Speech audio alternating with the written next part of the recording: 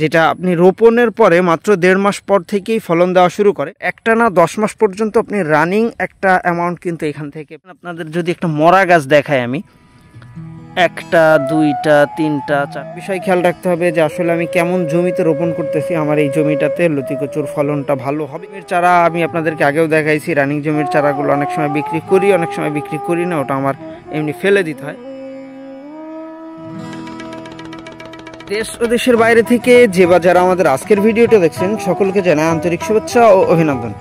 প্রিয় দর্শক, যেহেতু বর্তমানে অনেকেরই মাঠে ধান আছে, আবার অনেকেই পরিকল্পনা করতেছে আগামী 1 থেকে 1.5 মাসের ভিতরেই কিন্তু ধানের যে জমিগুলো সেগুলো কিন্তু ফাঁকা হয়ে যাবে।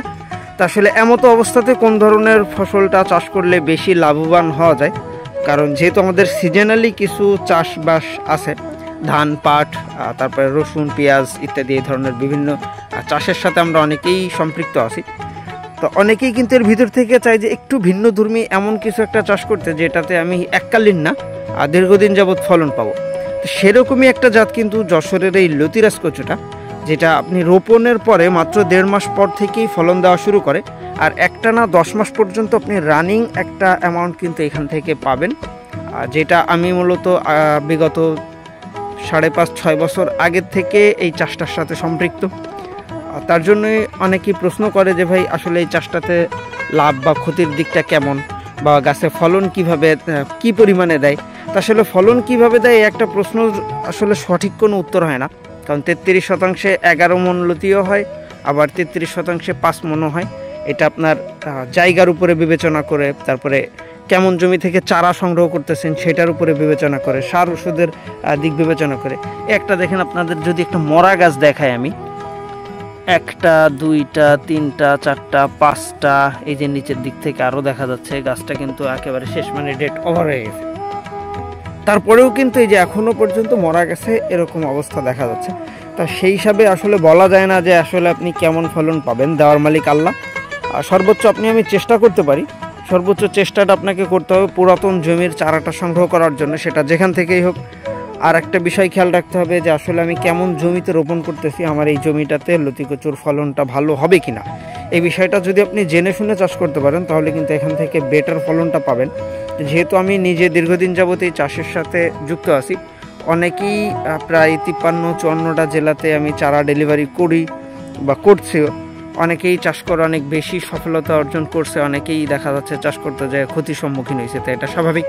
তো অবশ্যই যারা এই ধরনের চাষগুলো করতেছেন বা চাষের জন্য পরিকল্পনা করতেছেন, যেহেতু সামনেই আবারও একটা সিজন আসতেছে, ধানের জমিগুলো ফাঁকা হলেই কিন্তু অনেকেই এই ধরনের চাষগুলো করতে চায়। তো অবশ্যই আপনারা সঠিক দিকগুলো জেনে শুনে বুঝে তারপরে লতি কচু চাষের জন্য উদ্বুদ্ধ হবেন, এবং সবসময়ের জন্য চেষ্টা করবেন এমন জমি থেকে চারা সংগ্রহ করার যেই জমির মাতৃগাছের বয়সটা মিনিমাম 10 মাসের বেশি। আর স্বাভাবিকভাবে প্রতিনিয়ত আমরা যে চারাগুলো ডেলিভারি করি সেটা কিন্তু প্রত্যেকটা পুরাতন জমির চারাই। আর রানিং জমির চারা আমি আপনাদেরকে আগেও দেখাইছি, রানিং জমির চারাগুলো অনেক সময় বিক্রি করি, অনেক সময় বিক্রি করি না, ওটা আমার এমনি ফেলে দিতে হয়। তো এই যে দেখতে পাচ্ছেন পুরাতন একটা জমি, মোটামুটি চারাগুলো এখানে প্রায় 22-25 হাজার চারা আমাদের এইখানে আছে স্টকে এখনও। আর যেটা প্রত্যেকটা চারা আপনি ছোট বড় চারা যদি দেখেন, প্রত্যেকটা চারাই মোটামুটি 45 দিন আপনাকে ফলন দিতে সক্ষম।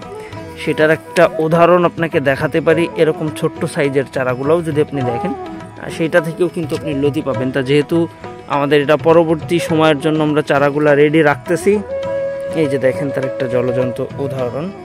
এই যে দেখতেছেন একেবারে ছোট্ট যে চারা, সেই ছোট্ট চারা থেকেই কিন্তু লতি যে বের হয়ে আসছে। তা এই যে চারাগুলা রেডি করতে এখানে কিন্তু আমাদের মোটামুটি ভালো একটা অ্যামাউন্ট খরচ হয়। 45 দিনে ফলন বা একটানা 10 মাস পর্যন্ত ফলন যে আপনাকে গাছগুলা দিবে, এইভাবে প্রসেসিং করতে কিন্তু আসলে একটা খরচ হয়, যার কারণে আমরা এই পুরাতন জমির চারাগুলো 2 টাকা করে বিক্রি করি। তা যারা আছেন এই ধরনের চাষ করতে যাচ্ছেন বা চাষের পরিকল্পনা করতেছেন, আপনারা চাইলেই কিন্তু আমাদের ভিডিও স্ক্রিনে দেওয়া নাম্বারে যোগাযোগের মাধ্যমে চাষ পদ্ধতি, চারা রোপণ, প্লাস যে সার ব্যবস্থাপনা বা আপনার জমির যে দিক নির্দেশনা যাবতীয় সকল কিছুই পেতে পারেন। তা প্রিয় দর্শক, এই ছিল মূলত আমাদের আজকের ভিডিওটা। দেখা হবে পরবর্তীতে আবার নতুন কোনো ভিডিওতে। সে পর্যন্ত সবাই ভালো থাকবেন, সুস্থ থাকবেন। আল্লাহ হাফেজ।